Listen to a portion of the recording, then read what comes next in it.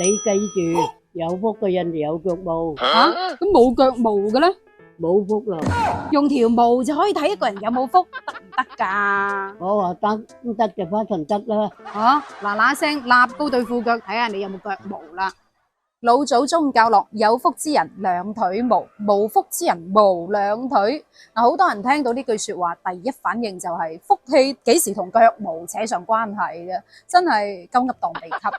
嗱，你繼續聽落去就知道好有道理。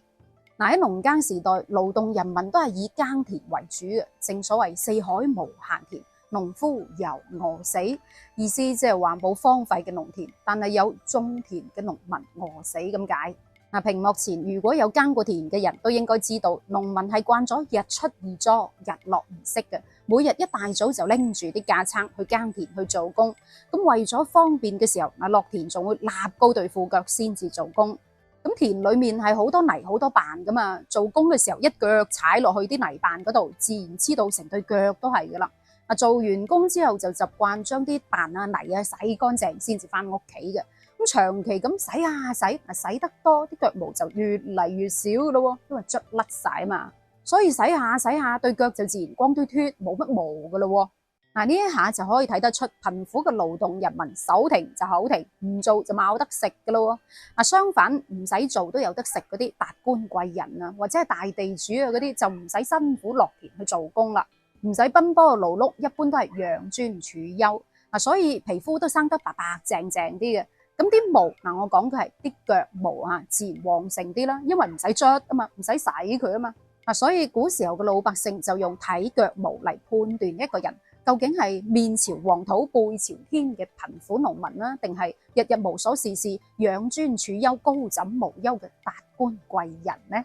嗱，再加上民間老百姓認為嗱，尤其係男人啊，腳毛越多越茂盛就越好，越有福咁話。正所謂腳毛長，方方面面都強啊嘛，係咪？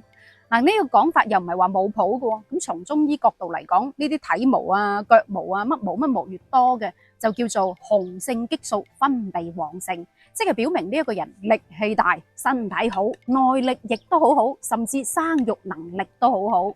咁中醫亦都有個講法嘅喎，腎氣強則骨髓充滿，血氣盛則榮於鬚髮、頭髮茂盛。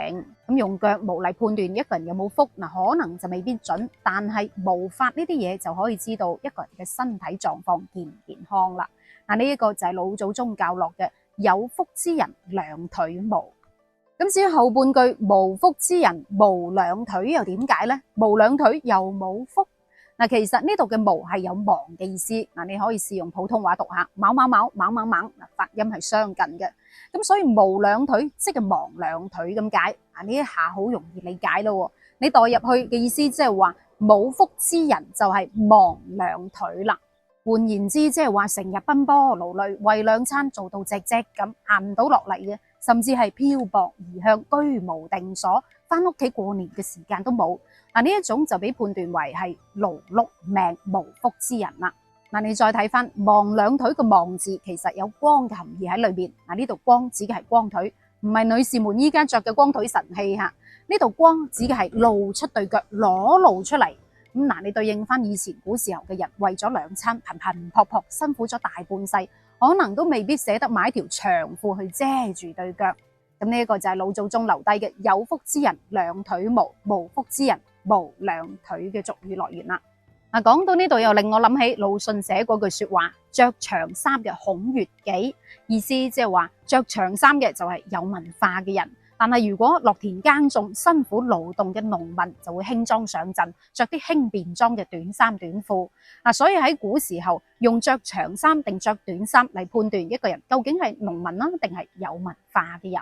嗱，你對應翻依家都係嘅。如果你見到一個女士着到高踭鞋，着條裙嘅，又或者係男士打晒呔，西裝骨骨咁白白淨淨，你大概可以估到佢應該係做輕騎工嘅嘢，唔係做辛苦工嘅，有可能係坐辦公室嘅人。但係相反，如果佢曬得黑黑實實，着一啲輕便裝、休閒裝嘅，甚至係着對水鞋嘅，嗱，有可能佢係做辛苦工嘅人。不過呢個判斷方法又未必準嘅。嗱，事關依家好多人會改變着裝嚟包裝自己嘅身份噶嘛。嗱，但係腳毛就唔得咯，你冇可能即刻要佢生出嚟噶嘛，亦都冇可能話直腳毛噶嘛，係咪？